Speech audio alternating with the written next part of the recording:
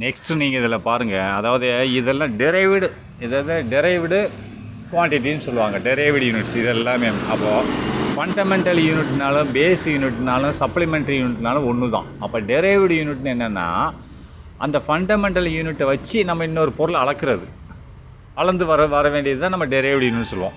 உதாரணத்துக்கு இதுதான் ஃபண்டமெண்டல் ரைட்டா, எது ஃபண்டமெண்டல் குவான்டிட்டின்னு சொல்லுவாங்க. எது ஃபண்டமெண்டல் குவான்டிட்டின்னு சொன்னால் நல்லா பார்த்துக்கோங்க. அதாவது இது ஒரு ஃபண்டமெண்டல் குவான்டிட்டி ரைட்டா. இதுதான் நம்மளோட இதனது ஃபண்டமெண்டல் குவான்டிட்டியில் என்ன வரும், அடிஸ்கேல் வரும், அது மீட்டர் வரும், அது போகாமல் படிக்கல் வரும், அது போகாமல் டைம் வரும். இது நான் ஒரு பொருள் வச்சுருக்கேன், இதை பயன்படுத்தி இந்த பொருளோட பொருள் வந்து நான் உதாரணத்துக்கு இந்த எடையை கண்டுபிடிக்கணும். இதுதான் ஃபண்டமெண்டல் குவான்டிட்டி ரைட்டா. ஃபண்டமெண்டல் குவான்டிட்டின்னு சொல்லுவாங்க, ஃபண்டமெண்டல் யூனிட்னு சொல்லலாம், இல்லை ஃபண்டமெண்டல் பேசிக் குவான்டிட்டின்னு சொல்லலாம், பேசிக் யூனிட்னு சொல்லலாம், இல்லை சப்ளிமெண்ட்ரி யூனிட்னு சொல்லலாம். எல்லாமே இது தான். அதேமாரி டெரைவ்டு குவான்டிட்டி டெரைவ்டு யூனிட்டு அப்படின்னு சொன்னால் இது நம்மளுக்கு எந்த எடையும் தெரியாது, எந்த நேரமும் தெரியாது, எந்த நீளமும் தெரியாது. அப்போ நம்ம இதை எடையை அளக்கணும்னா இருந்தால் இங்கே உள்ள இந்த படிக்கலை வச்சு இதை அளக்கிறது, இதை வச்சு தான் நம்ம அளக்கணும். இதுக்கு பேர் தான் டெரைவ்டு குவான்டிட்டி. அப்படின்னா இது வந்து fundamental quantity, fundamental unit, fundamental அடிப்படை அலகு, யூனிட்னா அலகு, குவான்டிட்டினா அளவு ரைட்டா. ரெண்டும் ஒன்று தான். அடிப்படை அளவுலேருந்து டெரைவ்டு யூனிட்டை நம்ம அந்த அடிப்படை அளவை வைத்து நம்ம கண்டுபிடிக்கக்கூடிய அளவு, அதான் டெரைவ்டுனா வழித்தோன்றல் அளவு, இதன் வழியாக வந்த அளவு ரைட்டா. இது இல்லைன்னா இதை நம்ம அளக்க முடியுமா? முடியாது ரைட்டா. இது இல்லைன்னா நம்ம இதை அளக்க முடியாது. அதனால தான் இதை டெரைவ்டு யூனிட்னு சொல்லணும். டெரைவ்டு தமிழ் என்னது, வழித்தோன்றல் அளவு. இது அடிப்படை அளவு ரைட்டா. அளவுன்னு சொல்லலாம், அலகுன்னு சொல்லலாம். யூனிட்னு வரும்போது அளவுன்னு வரும், அலகுன்னு வரும். அவன் ஃபண்டமெண்டல் குவான்டிட்டின்னு சொன்னால் அளவுன்னு வரும் ரைட்டா. நீங்கள் எப்படி வேணாலும் போட்டுக்கலாம். சரி, நெக்ஸ்ட் வாங்க. ஃபஸ்ட்டு என்ன சொல்கிறான் பாருங்கள், physical quantity expression and unit. இதுதான் உங்கள் புக்கில் உள்ளது. ஃபிசிக்கல் குவான்டிட்டி என்னது, இயற்பியல் அளவுன்னு அர்த்தம். அளவுன்னா ஃபிசிக்கல், நம்ம அதான் படிக்க போகிறோம். இதெல்லாம் 3D, இதெல்லாம் என்னது, டெரைவ்டு குவான்டிட்டிஸ். இதெல்லாம் ஃபண்டமெண்டல் குவான்டிட்டிஸ் இல்லை, இதை நம்ம அளக்க போகிறோம் ரைட்டா. அதனோட ஃபார்முலாஸ். அப்போ இயற்பியல் அளவு, அப்படி எக்ஸ்பிரஷன் அதனோட வெளிப்பாடு ரைட்டா. அதை எப்படி நம்ம வெளிக்கும், இயற்பியலில் அளவை நம்ம எப்படி கண்டுபிடிக்கிறது, அதான் எக்ஸ்பிரஷன். அதாவது யூனிட்னா ஒரு அலகுன்னா யூனிட்னா நான் பார்த்துருக்கீங்களா, எம்கேஎஸ் ஒரு யூனிட்டு, எஃப்பிஎஸ் ஒரு யூனிட்டு, சிஜிஎஸ் ஒரு யூனிட்டு. அப்போ இதெல்லாம் எம்கேஎஸ் அண்ட் சிஜிஎஸ் என்னது, ரெண்டுமே SI units, international standard of units. அதை யார் அப்ரூவல் கொடுத்துருக்காங்க, அதான் international conference of weights and measures. இந்த ஆர்கனைசேஷன் தான் உங்களுக்கு அப்ரூவல் கொடுத்துருக்குது ரைட்டா. இப்போ நெக்ஸ்ட்டு பாருங்கள், பிளேன் ஆங்கிள் என்னது, 2 டைமென்ஷனல், 2 டைமென்ஷன். பிளேன் சொன்னாலே என்னது, பிளேனு தரையில் இருக்கிறது. அப்போ 2 x axis and y axis தான் இருக்கும் பிளேன் ஆங்கிள். அப்படின்னா ஒரு சர்க்கிள் வந்து பிளேன் ஆங்கிள். ஸ்பியர் அதேமாதிரி, ஸ்பியர் நம்ம பூமி வட்டம், அது 3 டைமென்ஷனல். எக்ஸு ஆக்சிஸ் இருக்கும், ஒய் ஆக்சிஸ் இருக்கும், இசட் ஆக்சிஸ் இருக்கும், 3 டைமென்ஷனல் ரைட்டா. இப்போது நல்லா பாருங்கள், பிளேன் ஆங்கிளில் எப்படி, பிளேன் ஆங்கிளோட ஃபார்முலா என்னது, பிளேன் ஆங்கிள் என்னது, தலைக்கோணம்னு சொல்கிறாங்க ரைட்டா. தலைக்கோணம் பிளேன் ஆங்கிள்னு இப்போ நம்ம சர்க்கிள் ரைட்டா, இதுதான் சர்க்கிள் ரைட்டா. இது சர்க்கிள், இருங்க வரேன், இது ஒரு சர்க்கிள் ரைட்டா. இந்த சர்க்கிளில் இது 2 டைமென்ஷன். இது பேப்பரில் இருக்குது 2 டைமென்ஷன். இது பிளேன் ஆங்கிள்னால் இது இப்போ நான் ஒரு ரேடியஸ், இது புள்ளி சென்டர் இது ஒரு ரேடியஸ் வரைகிறேன், இப்படி ஒரு கோடு வரைகிறேன். அப்போ நடுவில் ஒரு ஆங்கிள் வருதா, அதுதான் பிளேன் ஆங்கிள்னு சொல்லுவாங்க. பிளேனுன்னா தலைக்கோணம்னு அர்த்தம். 2 dimensional, x axis and y axis. இது எக்ஸ் ஆக்சிஸ் இருக்குது அண்ட் ஒய் ஆக்சிஸ் இருக்குது. 3 டைமென்ஷனல் என்னது, இஜெட் ஆக்சிஸ் இருக்கணும். அது உனக்கு சர்க்கிளுக்கு அடுத்த பேர் என்னது, ஸ்பியர் தான் ஒரு இஜெட் ஆக்சிஸ் இருக்கும் ரைட்டா, 3 டைமென்ஷனல். இதை நல்லா பார்த்துக்கோங்க. இதில் என்ன போட்டிருக்கான் பாருங்கள் ஃபார்முலாவில், ஆர்க்கு பை ரேடியஸ்னு போட்டிருக்கான். அப்போ ஆர்க்குன்னு என்னது, இதுதான் ஆர்க்கு, இந்த ஆங்கிள்னு சொல்லிட்டேன், இது ஆங்கிள். ரெண்டு இதுக்கு இருங்க, நான் கட் பண்ணிடுறேன். இது ஒரு சர்க்கிள் ரைட்டா, இது ஒரு சர்க்கிள், இருங்க, இது ஒரு சர்க்கிளு, இது சென்டர் பாயிண்ட்டு. இப்போ நான் ரேடியஸ் இப்படி எடுத்துக்கிறேன் ரைட்டா. எடுத்துகிட்டு அதே இடத்துல இன்னொரு கோடு இப்படி வரைஞ்சினா இது ரெண்டுக்கு நடுவில் உள்ளது தான் ஆங்கிள், ரைட்டா? இது ரெண்டுக்கு நடுவில் எவ்வளோ கோணம்னு சொல்லுவாங்க இல்லையா? அப்போது ஆர்க்குன்றது இது, இந்த புள்ளியிலிருந்து இது ஏ புள்ளி, இது பி புள்ளி. அப்போது ஏ டு பி இது வரைக்கும் என்ன வருதில்ல இந்த கோடு, இதுதான் ஆர்க், ரைட்டா? அந்த ஆர்க்கு பை என்ன பண்ணுறான், ஆர்க்கு பை ரேடியஸ்னால் இந்த சென்டர்லேருந்து எவ்வளோ தூரம் இருக்கும், இதைத்தான் பிளைன் ஆங்கிள் அளக்க சொல்கிறான். இந்த ஆங்கிள் அதாவது ஆர்க், இந்த ஆர்க்கோட தூரமும் அந்த ரேடியஸோட தூரமும், அது ஆர்க்கு பை ரேடியஸ். ஆனால் யூனிட் என்ன போட்டிருக்கான்னு பாருங்கள், ரேடியன்னு போட்டிருக்கான். இதான் பெரிய குழப்படியாக இருக்கும். எதை யூனிட்டில் ரேடியன்னு போட்டிருக்கான். அப்போது இது ரேடியன்னா உங்களுக்கு என்னென்னு தெரியணும். இப்போ இருந்தாலும் நான் சிம்பிளாக சொல்லி கொடுக்குறேன். இதில் பிறகு நான் டீப்பாக சொல்லித்தரேன், பார்த்துக்கோங்க. இப்போ ரேடியன் சொன்னால் யூனிட் என்ன போட்டிருக்கான், ரேடியன். ஆர்க்குன்னா இதுதான் இந்த மேலே உள்ள பரப்பு, பை டிவைடட் பை ரேடியஸ், இது ரேடியஸ். அப்போது இது அதுக்கு பேர் யூனிட் என்ன போட்டிருக்கான், ரேடியன். அப்படின்னா ரேடியன் என்னென்னு பார்ப்போம். இருங்க வரேன், இதை அழிச்சிட்டுனா இப்போ திரும்பி அதே மாதிரி போட்டுக்கிறேன். இது ரவுண்டு போட்டேன்னா இது சென்டர். இப்போ நான் என்ன பண்ண போகிறேன், இந்த ரேடியன்னு ஏன் போட்டிருக்கான்னு அதுக்கு மீனிங் சொல்ல போகிறேன் பாருங்கள். இப்போது நான் ஒரு ரேடியஸ், இந்த சென்டர் பாயிண்ட்லேருந்து ஒரு ரேடியஸ், இது வந்து என்னது ரேடியஸ். அதேமாதிரி இப்படி எடுத்துகிட்டுனா டயமீட்டர், ரைட்டா? அப்போது இந்த டயமீட்டர் நான் எடுத்துறேன், ரைட்டா? இப்போ இந்த ரேடியஸ், இப்போ என்ன சொல்கிறான்னா ரேடியன் என்னென்னா இந்த ரேடியஸ் இருக்கு இல்லையா, இந்த ரேடியஸ் எவ்வளோ ரேடியஸ் எவ்வளோ ஒரு 4 மீட்டர்னு வச்சுக்கிறோம். இது எவ்வளோ தூரம்னா ரேடியஸ் 4 மீட்டர். எத்தனை மீட்ரு, 4 மீட்டர். இது அளவு. அவன் என்ன சொல்கிறான்னா எனக்கு இந்த ரேடியஸ் 4 மீட்டர் இருக்கு, இந்த புள்ளிக்கு பேர் ஏ. எது இந்த தொடுதல் இல்லையா, மேலே தொடுற புள்ளி பேர் ஏ. இங்கேருந்து இந்த மேல் பரப்பில் ஒரு 4 மீட்ரு வரைக்கும் நீ எடுத்துக்கோன்றான். நான் மேல் பரப்பில் ஆர்க்கில் 4 மீட்ரு, இது ரேடியஸ் 4 மீட்டர், இந்த ஏலேருந்து 4 மீட்ரு வரைக்கும் எடுத்து இங்கே ஒரு பி புள்ளி வையின்றான். நல்லா பார்த்துக்கோங்க, இந்த ரேடியஸ் எவ்வளவு 4 மீட்டர்னு சொல்லிட்டேன். ஆனால் இதில் இந்த சென்டர் பாயிண்ட்லேருந்து இது தொடுற வரைக்கும், ரைட்டா, ஏ பாயிண்ட்டு. அப்போ இந்த 4 மீட்ரு வந்து நீ எங்கே இந்த ஆர்க்கில் எடுக்கணும். மேலே இது 4 மீட்டருன்னா 4 மீட்ரு, ரேடியஸ் 5 மீட்ரு 5 மீட்ரு, அப்படியே ஆர்க்கில் எடுத்துகிட்டு எங்கே வந்து 4 மீட்ரு முடியுதோ அங்கேருந்து நீ ஒரு கோடு இழுத்துடணும் ஸ்ட்ரெயிட்டாக அந்த சென்டர் பாயிண்ட்டுக்கு. அப்படி இழுத்துட்டேன்னு சொன்னால் இப்போ என்ன ஆங்கிள் வருதோ அந்த ஆங்கிளுக்கு பேர் தான் 1 ரேடியன். புரியுதா? அந்த ஆங்கிள் பேர் என்னது, 1 ரேடியன். அதான் சொல்கிறான், நீ பாட்டு ஆர்க்குன்னு வரும்போது எல்லா இதையும் போடணும். எவ்வளோ ரேடியஸ் இருக்கிறதோ அளவு, அதே அளவு ஆர்க் எடுத்துட்டு அதுலேருந்து ஒரு கோடு வரைஞ்சிடும். சப்டெண்டட் ஆங்கிள், சப்டெண்டட்னு சொல்லுவாங்க. நான் அடுத்ததில் உங்களுக்கு ரேடியன்னு தெளிவாக சொல்லித்தரேன். இப்போதைக்கு இது போதும், ரைட்டா? அப்போ நல்லா பார்த்துக்கோங்க. இந்த 4 மீட்டர்னு சொல்லும்போது 4 மீட்ரு இங்கே போட்டுட்டு திரும்பி ஏலேருந்து ஆர்க்கில் 4 மீட்ரு வரைக்கும் எடுத்து அங்கேருந்து ஒரு புள்ளி வரைஞ்சிட்டு இப்படி ஒரு ஆங்கிளுக்கு உண்டாக்குனேன்னு சொன்னால் அதுதான் 1 ரேடியன், ரைட்டா? அதனால தான் ரேடியன்னு போட்டிருக்கான். இதே இது சரி, ரைட். இதே இது அடுத்ததில் பாருங்கள். இது எப்படியே இருக்கட்டும், அழிச்சிட்றேன். இப்போ இதை அழிச்சிட்டேன். அடுத்து இது பிளைன் ஆங்கிள் புரிஞ்சிடுச்சா? அடுத்து சாலிட் ஆங்கிள். சாலிட் என்னது, முப்பரிமாணம், ரைட்டா? இதில் பிளைனில் வந்து 2 இருக்கும். இதே சேமு தான், ஆனால் இதுக்கு வந்து அழகுனது ரேடியன், அதுக்கு ஸ்டெரிடியன். இது சாலிட்னு வரும். இதே சேமு தான், கொஞ்சம் வித்தியாசமாக இருக்கும், ரைட்டா? இதில் என்னது ஆர்க்கு பை ஆர். இது என்னது ஆர்க்கு பை ஆர் தானே போட்டிருக்கான். ஆர்க்கு டிவைடட் பை ஆர், இதுதான் ஃபார்முலா, ரைட்டா? ஆர்க்கு பை ஆர், ரேடியஸ்னால் ஆர், ரைட்டா? இங்கே என்ன பண்ணணும்னா arc surface area by R ஸ்கொயர்னு இருக்கும், ரைட்டா? அது என்னன்னு பார்ப்போம். மேட்ரு இதுதான். அது எஸ்ஆர்னு போட்டிருக்கான். எஸ்ஆர்னா ஸ்டெரிடியன், ரைட்டா? இதை நல்லா பாருங்கள். Solid angle 3 dimensional. உதாரணமாக பாருங்கள் எப்படின்னு சொல்கிறேன். இதே சர்க்கிள் தான், ஆனால் 3 dimensional. X and y z இருக்கும். இதே சென்டரில் நான் எடுத்துக்கிறேன், ரைட்டா? இதே ஒரு ரேடியஸ் 4 மீட்ரு, இந்த சென்டர்லேருந்து இங்கே 4 மீட்ரு, ரைட்டா? எத்தனை மீட்ரு, 4 மீட்டர், ரைட்டா? 4 மீட்ரு நான் எடுத்துக்கிட்டேன். இப்போது இதே 4 மீட்டருக்கு நான் என்ன பண்ண போகிறேன்னா இங்கே இதே 4 மீட்ரு இங்கே பி பாயிண்ட் இங்கே புள்ளி வைக்கிறேன். இது ஏ பாயிண்ட்டு. இதே 4 மீட்டர் தான் ரேடியஸே. இதே 4 மீட்டருக்கு எடுத்துக்கிறேன். என்ன முடிஞ்சு. அது போக இன்னும் இசட் ஆக்சிஸ்னு ஒன்று இருக்குல்ல, மேல் நடுக்கும். இது 2 ஆக்சிஸ் முடிஞ்சு, எக்ஸ் அண்ட் ஒய் முடிஞ்சு. அப்போ இசட் ஆக்சிஸ்க்கும் ஒரு 4 மீட்டர் நான் எடுக்கணும். அப்போ எடுத்தால் எவ்வளோ வரும் எனக்கு பரப்பளவு? இந்த பரப்பளவு வரும். எந்த பரப்பளவு?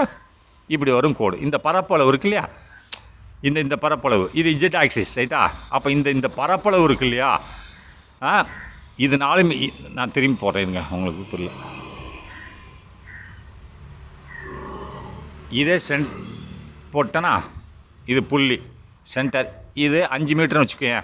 இது ஏ பாயிண்ட், அப்போது இதுலேருந்து 5 மீட்ரு நான் அப்படியே இந்த ஆர்க்கை வரைவேன். 5 மீட்ரு இது வரைக்கும் வருது ரைட்டா. அப்படியே நெக்ஸ்ட் சென்டருக்கு வந்துட்டேன். அப்போ இது பி பாயிண்ட். இப்போ இதே 5 மீட்ரு இசட் ஆங்கிளில் வரையணும். அப்படின்னா வரும்போது இப்படி வருது. இந்த ஏரியா கவர் ஆகும். இது 3 டைமென்ஷனல் பந்து மாதிரி இருக்கும் இல்லையா. அப்போ இந்த ஏரியா இந்த ஏரியா இருக்குல்ல, இவ்வளோ ஏரியா ஸ்கொயர் ஏரியானா சர்ஃபேஸ் ஏரியா. இது ஏரியா சர்ஃபேஸ் ஏரியா என்ன இருக்கும், அதான்டா நிலப்பரப்பு ரைட்டா. அது எவ்வளோ 3 டைமென்ஷனில் கவர் பண்ணக்கூடிய நிலப்பரப்பு எவ்வளவு இருக்கிறதோ divided by R square. R ஸ்கொயர்னால் இந்த 6 டு த பவர் 2 ரைட்டா. இதுதான் இவங்க சாலிட் ஆங்கிள். இது ஸ்டெரிடியன் சொல்லுவாங்க. இதுக்கு பேர் இப்படியே 3 டைமென்ஷனில் வந்து ஸ்டெரிடியன். இது ஒன்லி இதில் வரும் சாலிட் ஆங்கிளில் தான் வரும் ரைட்டா. ஸ்பியரில் தான் வரும். அது சர்க்கிள். பிளைன் ஆங்கிள் எதில் வரும், சர்க்கிளில். ஆனால் சாலிட் ஆங்கிள் எதில் வரும், ஸ்பியரில் வரும் ரைட்டா. இதை நல்லா ஞாபகம் வச்சுக்கோங்க. நான் தனியாக ஒரு இது சொல்லித்தரேன். இப்போதே உங்கள் சப்ஜெக்டை பார்த்துக்கோங்க. அடுத்து நெக்ஸ்ட்டு என்னது போட்டுருக்கோம், சாலிட் ஆங்கிள். அதை சைடுன்னு போட்டான். ஏரியா. இப்போ ஏரியா என்னென்னது, லென்த் அண்ட் பிரெத்து. இதுதானே ஒரு சதுரம் இருக்குது, அதில் ஏரியா கண்டுபிடிக்கணும்.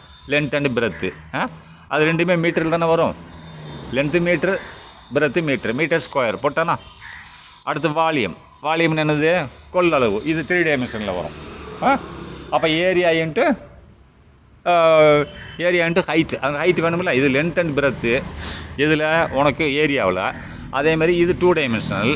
ஆனால் வால்யூம்னு வரும்போது 3 டைமென்ஷன். கொள்ளளவு தண்ணி எவ்வளோ இருக்குது, ஒரு கிளாஸில் தண்ணி எவ்வளோ இருக்குதுன்னு கேட்கும்போது X and Y and Z ஹைட்டையும் பார்க்கணுமில்ல. அதான் இப்போ என்ன பண்ணுறான், வால்யூம்னு வரும்போது ஏரியா இன்ட்டு ஹைட்.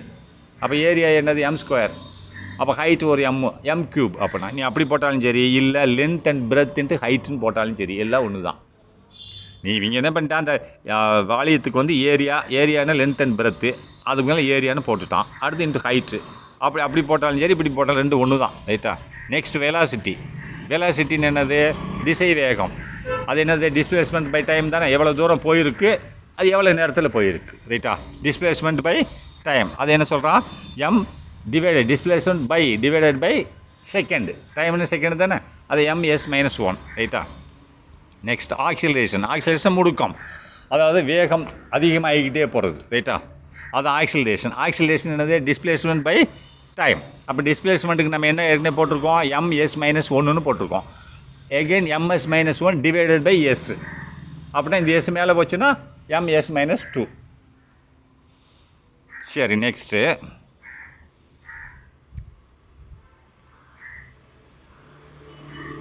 பாருங்கள், வெலாசிட்டி. அப்போ வெலாசிட்டின்னு என்னது, வெலாசிட்டி போட்டாச்சு, ஆக்சிலரேஷன் போட்டாச்சு.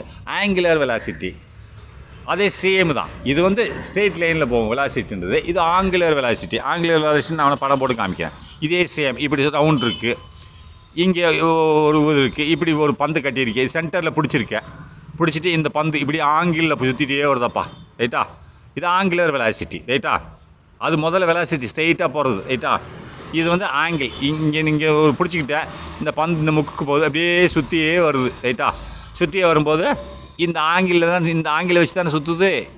இது கோடு போட்டுக்கிறோம், இதில் சுற்றி வருதாப்பா, இப்படி சுற்றி வந்ததுன்னா ஆங்குலர் வெலாசிட்டி. சேம் தான் ரைட்டா. அப்போது ஆங்குலர் வெலாசிட்டி என்னது, ஆங்குலர் டிஸ்பிளேஸ்மெண்ட் பை டைம். அப்போ ஆங்குலர் டிஸ்பிளேஸ்மெண்ட் என்னது, கோண இடப்பெயர்ச்சி. அது என்னது, ஆங்கிள்னு வந்தாலே என்னது, அது ஒரு வெலாசிட்டி. ஏற்கனவே ரேடியன்னு சொல்லியிருக்கேன் இல்லையா, ரேடியன் டிவைடட் பை டைம். அது டைம்னு என்னது, செகண்டுன்னு அர்த்தம். ஆங்கிள்னால அதான் என்ன ஏற்கனவே முதல்ல சொல்லி கொடுத்துருக்கேன். ஆங்கிலர் வெலாசிட்டினா இது தான். இது உனக்கு இது ஆங்குலர் டிஸ்பிளேஸ்மெண்ட் பை டைம், அதாவது ரேடியன் டிவைடட் பை செகண்ட். அந்த செகண்ட் மேலே போனால் s-1 ஆயிரும். இது எது, ஆங்குலர் ஆக்சிலரேஷன். ஸ்பீடு கூடிகிட்டே இருக்கும். அப்போ ஆங்குலர் ஆக்சிலரேஷன் அது same, angular velocity by second. அப்போ ஆங்குலர் வெலாசிட்டி பை டைம் செகண்டுனா டைம் தான். அப்போ ரேடியன் s-2. சரி நெக்ஸ்ட் டென்சிட்டின்னு நம்ம என்னது, ஒரு பொருளோட அடர்த்தி பார்க்கும்போது நமக்கு என்ன தேவைப்படும், அதோட வெயிட்டை பார்க்கணும்ல. அடர்த்தி வெயிட்டை பொறுத்து தானே இருக்குது. அப்போ வெயிட்டு ஒன்று. அடுத்து நம்ம அதை என்ன பார்க்கணும், அதனோட வால்யூமாக பார்க்கணும். அது எவ்வளோ கொள்ளளவில் இருக்குது, எவ்வளோ பெருசாக இருக்குது. முதல் அதனோட வெயிட்டை பார்க்கணும். அதுக்கடுத்து அது எவ்வளவு கொள்ளளவு இருக்கிறது என்பதை பற்றி பார்க்கணும். அப்போது அது வெயிட் டிவைடட் பை அதனோட வெயிட்டு ப்ளஸ் வால்யூம். புரிஞ்சுதா? அப்போ தான் அதனோட என்ன கிடைக்கும், நம்மளுக்கு டென்சிட்டி கிடைக்கும். டென்சிட்டி அதோட அடர்த்தி நம்ம எப்படி பார்க்கணும், உதாரணமாக நான் சொல்கிறேனே, இப்போ 10 கிலோ ஒரு பஞ்சு, நூல் நூக்குற பஞ்சு எடுத்துக்கோ. அது எவ்வளோ இடத்த பிடிச்சிருக்கோம்? 10 கிலோ நூல் நூக்குற பஞ்சுன்னு அதிகமான இடத்த பிடிச்சிருக்கும் பூமியில். அதே 10 கிலோவுக்கு ஒரு இரும்பை வாங்கிட்டு வா, அது இத்தினூண்டு இடத்துல வந்துடும். புரியுதா? அப்போது 10 கிலோ வெயிட்டை போட்டுக்கிட்டேன் ப்ளஸ் டிவைடட் பை அதனோட வால்யூம் இடம் அப்படின்னு வரும்போது அதனோட ஸ்பேஸ், அப்போ அதை தான் டென்சிட்டி. அது அப்போ தான் தெரியும் அதனோட அடர்த்தி என்னென்னு தெரியும். இதனோட அடர்த்தி ஜாஸ்தி, 10 கிலோ பஞ்சு அடர்த்தி வந்து இடம் அதிகமாக இருக்குது. இது இப்போ பஞ்சோட அடர்த்தி கம்மி, இதனோட அடர்த்தி ஜாஸ்தி, டென்சிட்டி ஜாஸ்தியாக இருக்கும். இதனோட நம்மளோட படிக்கலோடது, அதனால் பார்த்துக்கோங்க. அதனோட என்ன போட்டிருக்கான் இங்கே, டென்சிட்டினா மாஸ் டிவைடட் பை வால்யூம். மாஸ்ன்றது என்னது, கேஜியில் தானே போடுவோம். அப்போ வால்யூம் என்னது, வால்யூம் ஏற்கனவே நம்ம பார்த்துருக்கோம், length and breadth and height, ரைட்டா? அப்போ 3 என்னது, M square divided by m square. அந்த எம் ஸ்கொயர் மேலே போச்சு எம் க்யூப், ரைட்டா? எம் க்யூப் மேலே போச்சுன்னா m-1. அந்த வால்யூம்ன்ற என்னது, ஏரியா இன்ட்டு ஹைட். அப்போ ஏரியான்னு என்னது, m2. அப்போ ஏரியா இன்ட்டு ஹைட்டுன்னு வரும்போது என்னது, m3 வால்யூத்துக்கு. ஆனால் இங்கே வால்யூம் டிவைடட் பையில் வருது, அதாவது டென்சிட்டினா மாஸ், அதனோட எடை, அதனோட டிவைடட் பை வால்யூம். அப்படின்னா எடைனா கிலோகிராம், m-3. அந்த கிலோகிராம் டிவைடட் பை m3 தான், அது மேலே போனால் m-3 ஆகிடும். சரி, நெக்ஸ்ட் லீனியர் மொமெண்டம். லீனியர் மொமெண்டம்னாலே உந்து சக்தி, நேரத்துக்கு நேரம் வேகம் கூட்டிகிட்டு இருக்கும், அதனோட ஃபோர்ஸை கூட்டிகிட்டு இருக்கணும். இப்போது மொமெண்டம் அப்படின்னாலே மீனிங் என்னது, உந்து சக்தின்னு அர்த்தம். உந்து சக்தின மீனிங் என்ன அப்படின்னா, இப்போ நீ மோட்டர் சைக்கிள் ஸ்கூட்டரில் போயிட்டுருக்க, 30 கிலோமீட்டர் வேகத்தில் போயிட்டுருக்க, ஆக்சிலேட்டர் திருக்கிற 40, இன்னும் திருக்கிற 50, இன்னும் திருக்கிற 60. அப்போ திருக்கிறேன்னு என்ன அர்த்தம், நீ ஃபோர்ஸ் கொடுக்குறேன்னு அர்த்தம். இது ஆற்றல் கொடுக்குற வண்டிக்கு ஃபோர்ஸ் கொடுக்குற, அது வேகமாக சென்று கொண்டு இருக்கிறது, ரைட்டா? அதை தான் மொமெண்டம்னு சொல்லுவாங்க, அதை உந்து சக்தின்னு சொல்லுவாங்க. அந்த உந்து சக்தி என்றது என்னதுன்னா, நீ எவ்வளோக்கெவ்வளோ ஃபோர்ஸ் கொடுக்குறியோ அவ்வளோக்கெவ்வளோ அதனோட முடுக்கம் அதிகமாகிக்கொண்டே இருக்கும், வேகம் அதிகமாகிக்கொண்டே இருக்கும். அதுதான் மொமெண்டம்னு சொல்லுவாங்க. அப்போது என்ன போட்டிருக்கான், லீனியர் மொமெண்டம். அப்போ நேர்கோட்டில் வேகமாக செல்வது, நேர்கோட்டில் வேகமாக செல்வதுன்னு சொல்லுவோம் அர்த்தம். நேர்கோட்டில் உந்தம் அப்படின்னா, உந்தம்னா மொமெண்டம்னாலே ஸ்பீட் ஜாஸ்தி ஆகிட்டே போகிறது. அப்போ ஸ்பீடு எப்போ ஜாஸ்தி ஆகும், நீ ஃபோர்ஸ் அதிகமாக கொடுக்க போயிட்டுருக்கோம். 10 கிலோமீட்டர் வேகத்தில் போயிட்டுருக்க வண்டி 20 கிலோமீட்டர் வேகத்தில் போகும்போது நீ ஆக்சிலேட்டர் திருக்குன்னு என்ன செய்யும், இன்ஜின் வேகமாக சுற்ற ஆரம்பிக்கும். இன்ஜின் வேகமாக சுற்றினா டயரை வேகமாக சுற்றும், அப்போ வேகமாக செல்லும். அப்போ இன்னும் பிறகு இன்ஜின் வேகமாக சுற்றும். அப்போ திருக்குறேன்னு மீனிங் என்ன, ஃபோர்ஸ் கொடுக்குற, ரைட்டா? ஃபோர்ஸ் விசை கொடுக்குற, ரைட்டா? விசை கொடுத்தா மூமெண்ட் ஆகும். அப்போ லீனியர் மொமெண்டம் என்னது, mass divided by mass into distance square. மாஸ்ன்னு என்னது, கிலோகிராம் தான். அண்ட் டிஸ்டன்ஸ் ஸ்கொயர்னா மீட்டர் ஸ்கொயர். மல்டிப்ளிகேஷன் போட்டிருக்கான், டிவைடு கிடையாது, ரைட்டா? அடுத்து ப்ரெஷர்னா என்னது, அழுத்தம். இப்போ ப்ரெஷர் அதிகமாக இருக்கும் சில இடத்துல கம்மியாக இருக்கும். உங்கள் சிலிண்டருக்குள்ளே கேஸ் இருக்குது, அதில் ப்ரெஷர் ஜாஸ்தியாக இருக்குது, காற்றுல ப்ரெஷர் கம்மியாக இருக்குது. திடீர்னு சிலிண்டர் திறந்தவொடனே காற்று சிலிண்டருக்குள்ளே இருக்க காற்றுல வேகமாக வெளியில் வருது இல்லையா, வருதா இல்லையா கேஸு? ஏன் வருது, அப்போ சிலிண்டருக்குள்ளே கேஸு அதிகமான ப்ரெஷரில் இருக்கிறது, பூமி மேலே ஆகாயத்தில் வந்து கம்மியாக இருக்கிறது, அதனால் திறந்த உடனே வேகமாக வருது. ஆனால் திறந்தே விட்டுட்டேன்னு சொன்னால் கொஞ்சம் நேரம் கழிச்சு ஈக்குவல் ஆகிடும், ரைட்டா?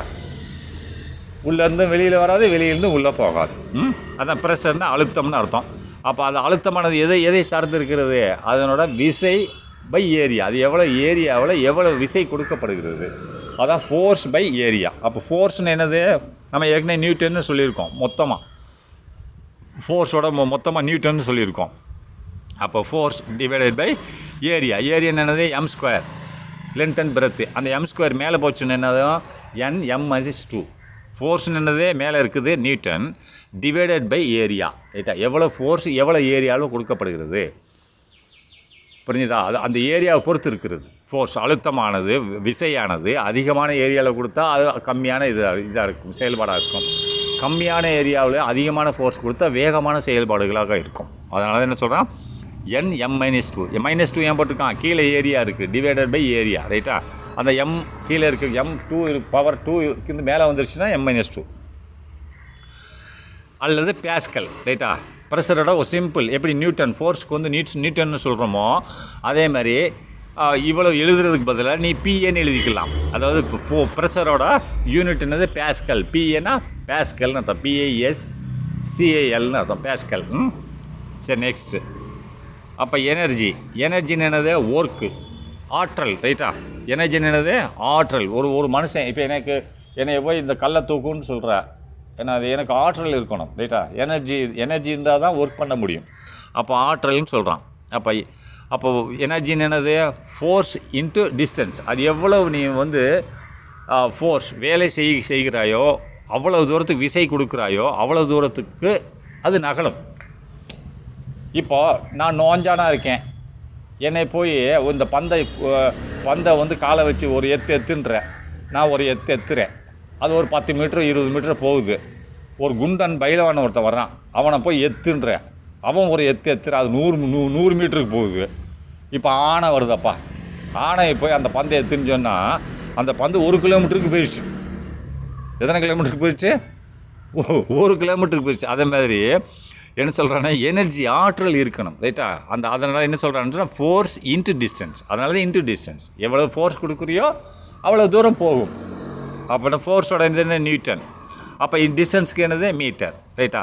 அதை வந்து ஜூல்னு சொல்லலாம். எனர்ஜியோட மொத்தத்தோட யூனிட் ஜூல். எப்படி நம்ம இதுக்கு சொன்னோமோ, அதாவது ப்ரெஷருக்கு பேஸ்கல்னு சொல்லிட்டோம், ஃபோர்ஸுக்கு வந்து நியூட்டன் சொன்னோமோ, அப்போ பிரித்து எழுதும்போது அதாவது எனர்ஜிக்கு என்ன சொல்லலாம், நியூட்டன் இன்ட்டு மீட்டர்னு சொல்லலாம், எம்முன்னு சொல்லுவாங்க. அதை ஒன்றா எழுதுனா ஜூல், ஜேனா ஜூல்னா ஆற்றல், ரைட்டா. அதனோட வடிவாக்கம். இது 3 ஞாபகம் வச்சுக்கணும். ப்ரெஷருக்கு பேஸ்கல், எனர்ஜிக்கு ஜூல், ஃபோர்ஸுக்கு நியூட்டன். நீ எதை வேணாலும் போட்டுக்கலாம், ஜூல்னு போட்டுக்கலாம், இல்லை எம்னு போட்டாலும் சரி, ரெண்டும் ஒன்று தான். சரி, நெக்ஸ்ட்டு இம்பல்ஸ். அப்போ இம்பல்ஸ் அப்படின்னு என்னது, தூண்டுதல்னு சொல்லுவாங்க, அதாவது உந்தம்னு சொல்லுவாங்க. இது கொஞ்சம் டிஃபிகல்ட்டானது, நான் இது தனியாக சொல்லி கொடுத்தா புரியும், இருந்தாலும் ஈஸியாக சிம்பிளாக சொல்கிறேன். இப்போ திடீர்னு ஒருத்தன் வந்து கோவப்படுவான், எது ஒன்றுமே இல்லாத கோவப்படுவான், திடீர்னு அவனாக சிரிப்பான். இது அதாவது ஒருத்தர் அவனாக சிரிக்க ஆரம்பிப்பான், திடீர்னு சந்தோஷப்படுதல், திடீர்னு கோவப்படுதல், இதெல்லாம் இம்பல்ஸ்ன்னு என்னது, உந்தம்னு சொல்லுவாங்க. அதை தான் இம்பல்ஸ் இதனால் ஏற்படுது, ஃபோர்ஸ் இன்ட்டு டைம். இதுக்கு ஒரு நேர காலம் கிடையாது, சடன்லி வரும், ரைட்டா. சடன்லி கொடுக்கக்கூடிய ஒரு விசையின் காரணமாக ஏற்படக்கூடியது தான் இந்த இது, ரைட்டா. இப்போ இது இம்பல்ஸ் எப்படி கொடுப்பாங்கன்னா, இப்போ நான் ஒரு கிரிக்கெட் பேட்டை வச்சு ஒரு பந்து வருது, என்னை நோக்கி ஒரு பந்து வருது, நான் கிரிக்கெட் பேட் டக்குன்னு அடிக்கிறேன். அப்போ அடிக்கிற டைம் நான் கொடுக்கக்கூடிய ஃபோர்ஸ், நான் அடிக்கிற டைம் 1 செகண்ட்னு வச்சுக்கேன், அந்த பந்து வந்து பேட்டில் விழுகுது, நான் அடிக்கிறேன், அதுக்கு முன்னே 1 செகண்டு கூட ஆகாது. அதுதான் டைம். அந்த டயத்தில் நான் எவ்வளோ ஃபோர்ஸ் கொடுக்குறேனோ அதுதான் இம்பல்ஸ், புரிஞ்சுதா. அதுக்கு பேர் இம்பல்ஸ்னு சொல்லுவாங்க. அது மாற்றம் ஏற்படுகிறது இல்லையா, பந்து வருகிறது, என்னை நோக்கி வருகிறது, நான் எதிர் திசையில் அடிக்கிறேன், ரைட்டா. சடக்குன மாற்றம் ஏற்படுகிறது. அப்போ ஒரு பந்து நிலையாக இருக்கிறது, அது பாட்டுக்கு இருக்குது. எந்த ஒரு பொருளும்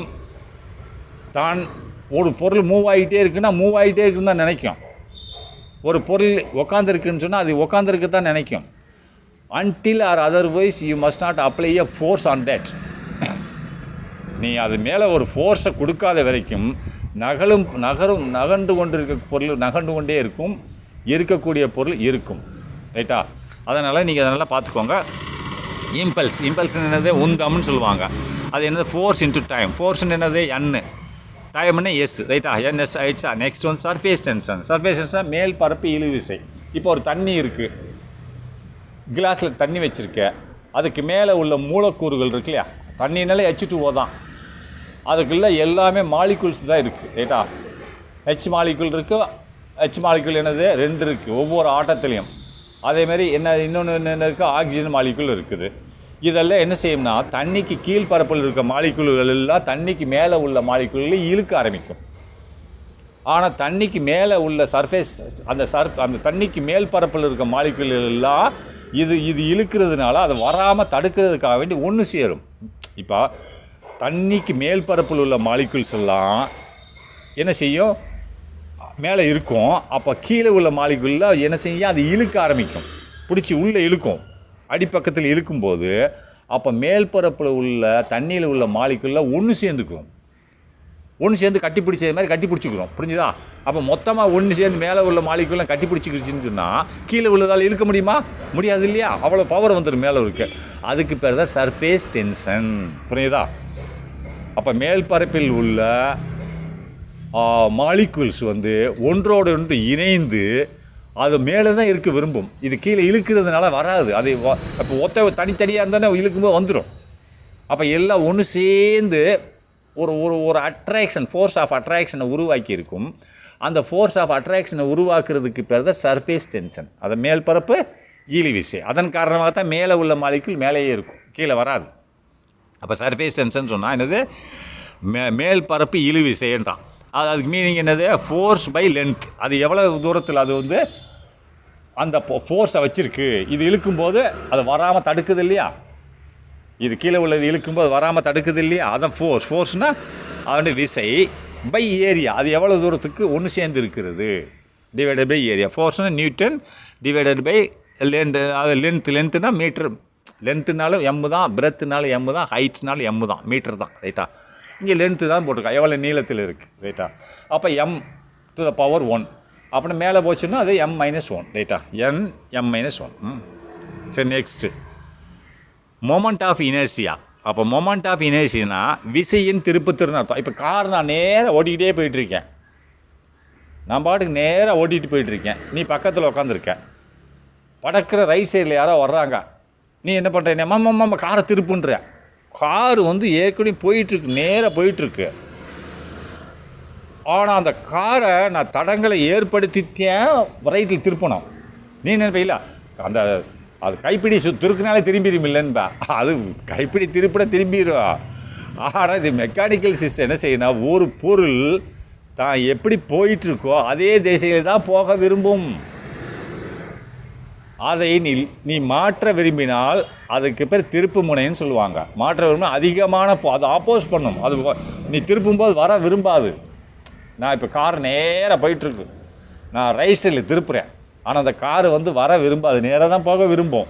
ஆனால் இருந்தாலும் மெக்கானிக்கல் சிஸ்டம் மூலிமா நான் திருப்பும்போது அது எனக்கு எதிர்ப்பு தெரிவிக்கும். மெக்கானிக் சிஸ்டம் அந்த எதிர்ப்பை மீறி அந்த வேலை செய்யும். மெக்கானிக்கல் சிஸ்டம் வேலை செஞ்சு திரும்பிடும். எந்த பொருளும் ஒரு வேலையை செய்து கொண்டிருக்கும்போது அந்த வேலையிலிருந்து இன்னொரு வேலைக்கு உட்படுத்தினால் அதற்கு எதிர்ப்பு தெரிவிக்கும்.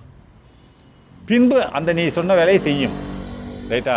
அதைத்தான் சொல்கிறான். அதுதான் அதை என்ன சொல்கிறாங்கன்னா, என்ன சொல்கிறான்னு சொன்னால் மொமெண்ட் ஆஃப் ஃபோர்ஸ் அப்படின்றான். ரைட்டா? அதுக்கு என்ன செய்ய, ஃபோர்ஸ் இன்ட்டு டிஸ்டன்ஸ், அதாவது விசையின் திருப்புத்திறன் சொல்லுவாங்க. திருப்புத்திறன் என்னது, ஒரு ஒர்க்கு, அந்த ஒர்க்கை நீ மாற்றி இன்னொரு ஒர்க்கை செய்ய சொல்கிறேன். அதை தான் விசைன்றது ஃபோர்ஸ். திருப்புத்திறன் அதை டைரக்ஷனை சேஞ்ச் பண்ணுற. ரைட்டா?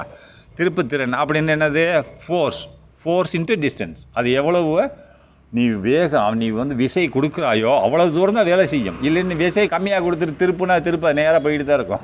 இது அதனால் ஃபோர்ஸ் இன்ட்டு டிஸ்டன்ஸ், அது எவ்வளோ தூரத்தில் இருக்கிறது, எவ்வளோ நீ ஃபோர்ஸ் கொடுக்குறன்றதை பொறுத்து இருக்கிறது. ரைட்டா? அதனால தான் என்ன பண்ணியிருக்கான், ஃபோர்ஸ் இன்ட்டு டிஸ்டன்ஸ்னு போட்டிருக்கான், NM. சரி, நெக்ஸ்ட்டு எலக்ட்ரிக் சார்ஜ். அப்போ எலக்ட்ரிக் சார்ஜ்னால் மின்னூட்டம். ரைட்டா? சார்ஜினாலே எலக்ட்ரானை பொறுத்து தான் இருக்குது. ஒரு மின்னூட்டம் எதை சார்ந்து இருக்கிறது, எலக்ட்ரானோட சார்ஜ் தான் பொறுத்து தான் இருக்குது. கரண்ட் எதை பொறுத்து இருக்கிறது, passing of the electron in கண்டக்டரில் வந்து ஒரு எலக்ட்ரான் எவ்வளோ ஃப்ளோ ஆகுதோ அதை வச்சு தான் மின்னூட்டம், கரண்ட்டோட ஓட்டம் தெரியும் எவ்வளோ வேகமாக இருக்கிறது அப்படின்னா. எலக்ட்ரானே இல்லைன்னா தெர் இஸ் நோ கரண்ட். ரைட்டா? அதான் தான் சொல்கிறான். எலக்ட்ரான் சார்ஜ்னு என்னது, மின்னூட்டம்னு அர்த்தம்.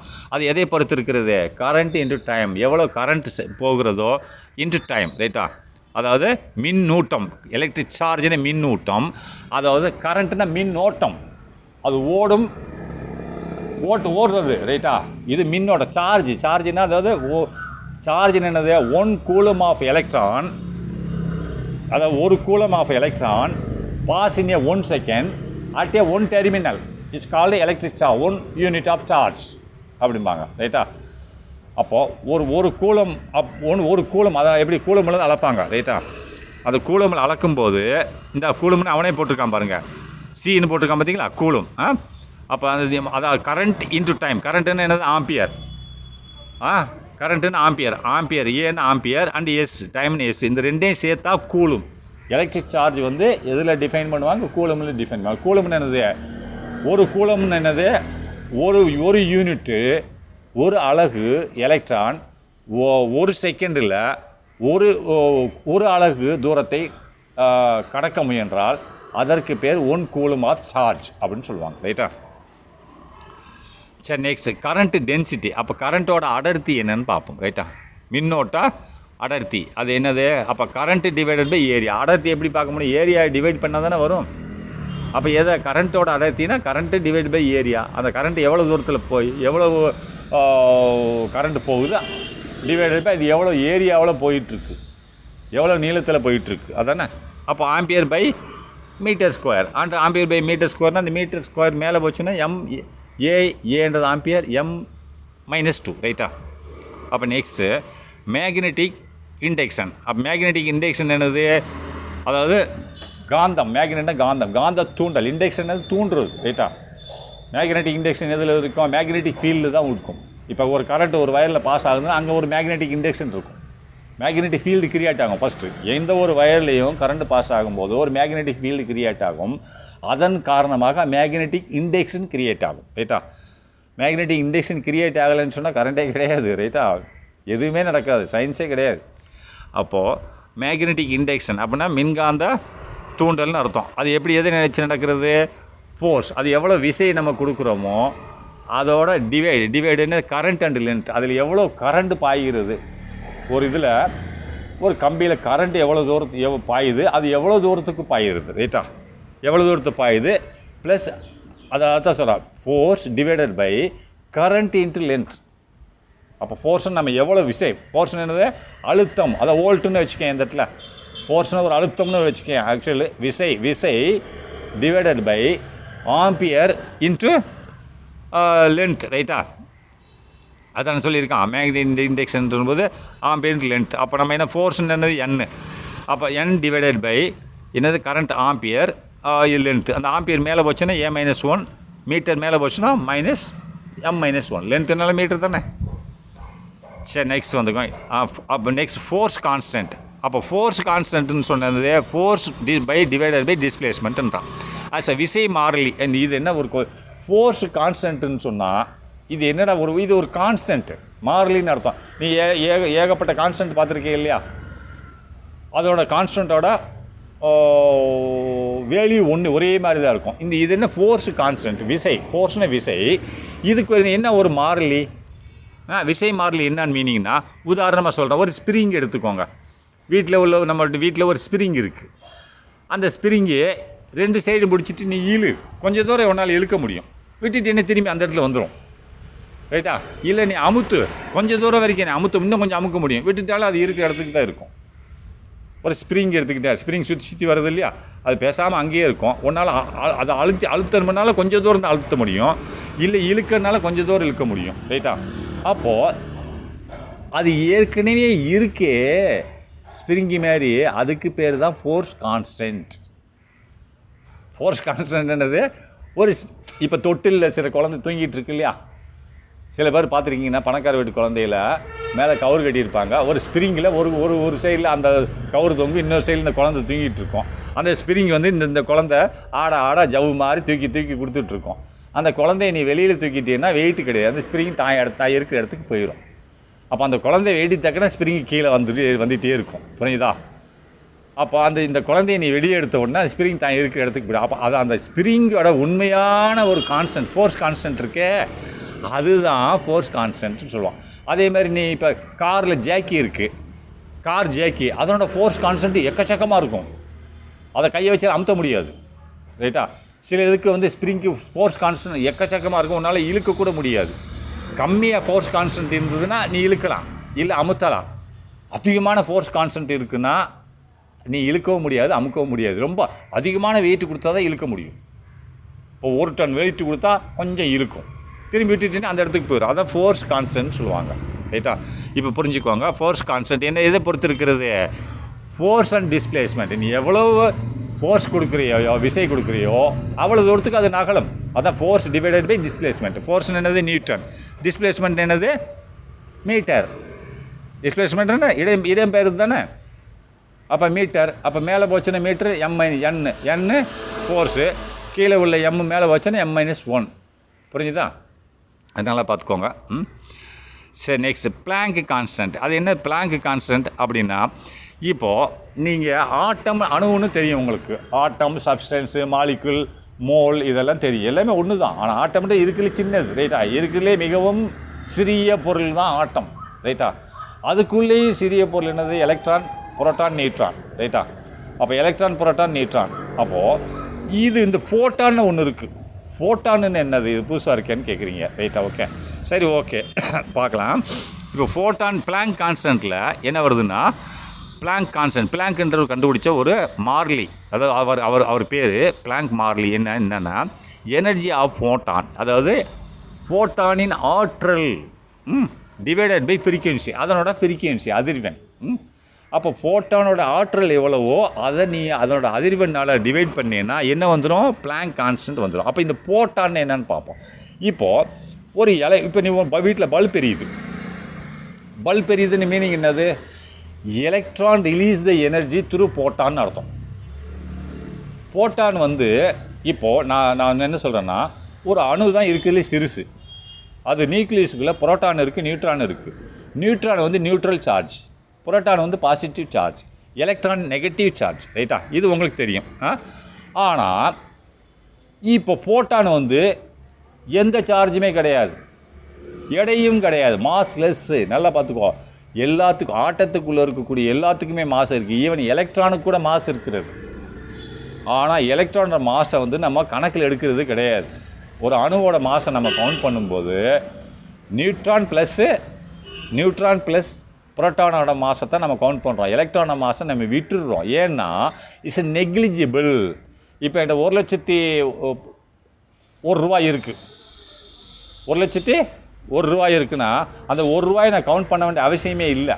1,00,000 ரூபா இருக்குன்னு சொல்லிட்டு போயிடுவேன், சரியா?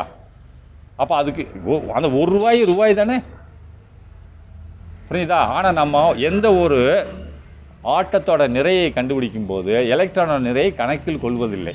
ஆனால் நிறை இருக்கிறது. ஆனால் இங்கே ஃபோட்டானுக்கு நிறையே கிடையாது, வெயிட்டே கிடையாது, மாஸே கிடையாது, அதேமாதிரி சார்ஜும் கிடையாது. ஆனால் இருந்தாலும் அது ஒரு பார்ட்டிக்கிள். இது நல்லா பார்த்துக்கோங்க. அது ஒரு பார்ட்டிக்கிள், ஒரு துகள். Photon is a particle. ஆனால் வித்தவுட் மாஸ்லெஸ், மாஸும் கிடையாது, சார்ஜும் கிடையாது. அது இல்லாமல் எது நடக்கவும் நடக்காது. அது என்னடா வேலை செய்யுதுன்னு கேட்டிங்கன்னா, இப்போ உங்கள் வீட்டில் பல்பு சுவிட்சு போடுறீங்க, உனக்கு வெளிச்சம் தெரியுது. எப்படி வெளிச்சம் தெரியுது? எலக்ட்ரான் கொடுக்குதா, இல்லை நியூட்ரான் கொடுக்குதா, இல்லை புரோட்டான் கொடுக்குதா? எதுவுமே கொடுக்கல. ஃபோட்டான் தான் வெளிச்சத்தை கொடுக்குறது. அந்த மாஸ்லெஸ், எடை இல்லாத, சார்ஜ் இல்லாத ஒரு ஃபோட்டான் தான் உனக்கு அந்த வெளிச்சத்தை கொடுக்கிறது. சன்லைட் சூரியன்லேருந்து வருது. எப்படி எதை வச்சு வருது? இந்த ஃபோட்டானை வச்சு தான் வருது. அந்த ஃபோட்டான் என்னென்னா அது அணு கிடையாது, அது ஒரு ஆட்டம் கிடையாது, அது அணுவும் கிடையாது. இந்த எலக்ட்ரான் தன்னோட வெளிச்சத்தை எக்ஸிபிட் பண்ணும்போது, ரைட்டா, எக்ஸிபிட் பண்ணும்போது ஃபோட்டான் என்ன செய்ய அது கொண்டு சேர்க்கும். ஒரு போட்டுற மாதிரி. அப்பா நான் இப்போ ரயில்வே ஸ்டேஷன் நான் போகிறேன், என் சுமையை நான் தூக்க முடியல, போட்டுரு இருக்கான்ல, போட்டுருன்னா சுமை தூக்கின்னு ஆள் இருப்பாங்க, அவன் தூக்கிட்டு போய் கொடுப்பான், நான் அவனுக்கு ரூபா கொடுத்துருக்கேன், ரைட்டா? இதை நீ சிம்பிளாக ஞாபகம் வச்சுக்கோ. போட்டான்னா ஒரு போர்ட்டர், சுமை தூக்கின்னு வச்சுக்கேன். இந்த எலக்ட்ரான் கொடுக்கக்கூடிய சிக்னலை கொண்டு சேர்க்கும். சிக்னல் என்னது? இப்போ ஒரு பல்ப் எரியுதுன்னு என்னது? போட்டான் இல்லைன்னு எரியாது, ரைட்டா? பல்பில் உள்ள அணுக்கள் வேலை செஞ்சு அந்த லூமினியஸ் வெளியில் வரும்போது போட்டான் மூலியமாக தான் வெளியில் கிடைக்கும், ரைட்டா? அதை பார்த்துக்கோ. அதேமாதிரி சூரியன்லேருந்து வெளிச்சம் வருது துரு போட்டான். அது எங்கே வேணாலும் போகும், எல்லா இடத்துலையும் சேமாக இருக்கும். அதுக்கு உனக்கு காற்றோ வேக்கமோ அவசியமே கிடையாது போட்டானுக்கு. போட்டான் will be present at everywhere, ரைட்டா? சரி, பார்த்துக்கோங்க. இது என்னது? இதுக்கு பேர் blank constant. Next specific heat. அப்போ ஸ்பெசிஃபிக் ஹீட் அப்படின்னு சொன்னால் என்னது? அதாவது தன் வெப்பம்னு அர்த்தம். ஒரு பிரத்யோக, ஒரு ஸ்பெசிஃபிக் ஹீட்னா பிரத்யோக ஒரு வெப்பம் அப்படின்னு அர்த்தம். அது என்ன பிரத்யேக வெப்பம்னா ஒன்றுமே கிடையாது. சிம்பிள். நான் முதல்ல சொல்லிடுறேன். ஸ்பெசிஃபிக் ஹீட்னா இப்போ ஒரு பொருள் இருக்கிறது ரைட்டா. தண்ணி 1 லிட்டர் தண்ணி வச்சுருக்கேன். அந்த 1 லிட்டர் தண்ணியை நான் 1 டிகிரி செல்சியஸ் ஹீட் பண்ணணும்னா எனக்கு எவ்வளோ வெப்பம் தேவைப்படுகிறது? நல்லா பார்த்துக்கோ. 1 unit of water to increase the temperature of 1 Celsius, how much of the heat will be required is called a specific heat. Simple. இந்த 3 லாஜிக் தான். 1 செல்சியஸ் டிகிரி டெம்பரேச்சருக்கு ஒரு பொருளோட வெப்பநிலையை நான் உயர்த்த வேண்டும் நினைத்தால் அதற்கு எனக்கு எவ்வளோ வெப்பம் தேவைப்படுகிறது, அதுதான் ஸ்பெசிஃபிக் ஹீட். இப்போ நீ வெப்பம் எது மூலியமாக குடிக்கிற? சிலிண்டர் மூலியமாக கேஸ் எரிக்கிறீங்களே, அதுதான் வெப்பம். இப்போ சோறு ஆக்குது, அம்மா சொல்ல எவ்வளோ நேரத்தில் நீ சோறு ஆகுன்னு கேட்குறா. 1/2 மணி நேரம் ஆகுமா அப்படின்ட்டு. அப்போ 1/2 மணி நேரம் ஆகுன்னு நீ சொல்கிற, ஆனால் எவ்வளோ வெப்பம் ஆகுன்னு சொல்லலையே. நான் சொல்கிறேன், உனக்கு 2 அடுப்பு இருக்கு இல்லையா, அது 1500 கெலோரிஸை கொடுக்கும். 1500 கெலோரி ஆஃப் த ஹீட் ரைட்டா. பெரிய அடுப்பு. சின்ன அடுப்பு வந்து 750 790 கெலோரி ஆஃப் ஹீட் கொடுக்கும் ரைட்டா. இப்போது 1 டிகிரி அதை நம்ம எவ்வளோ சூடு நல்லா பார்த்துக்கோ. சூடு பண்ண முற்றிலும் 1 டிகிரி செல்சியஸ் கூடுதலாக நாம் டெம்பரேச்சர் உஷ்ணத்தை அதிகரிக்க வேண்டும் என்றால் அதற்கு எவ்வளோ வெப்பம் தேவைப்படுகிறதோ அதற்கு பெயர் தான் ஸ்பெசிஃபிக் ஹீட். நல்லா பார்த்துக்கோங்க. அப்போ எவ்வளவு ஹீட் எனர்ஜினா ஹீட் நம்மளுக்கு தேவைப்படுகிறது. ஹீட்னா வெப்பத்தின் ஆற்றல். அதான் நம்ம எரிக்கிறோம் இல்லையா, அதை வெப்ப ஆற்றல் divided by mass into temperature. அப்போ எதுக்கு டிவைடட் பை போட்டு மாஸ் இன்ட்டு டெம்பரேச்சர்னா அந்த பொருளோட எடை, நம்ம எதை சூடுபடுத்த போகிறோமோ அந்த பொருளோட எடை, அதனோட உஷ்ணம், அது எவ்வளோ தூரத்துக்கு நம்ம சூடுபடுத்தணும். 1 டிகிரி செல்சியஸா 2 டிகிரி செல்சியஸா அப்படின்ட்டான். ஆக்சுவல் ஸ்பெசிஃபிக் ஹீட்னா 1 டிகிரி தான். 1 டிகிரி தான் அளவு எடுப்பாங்க. அதுக்கடுத்து மல்டிபிள் பண்ணிகிட்டே போகலாம். புரியுதா?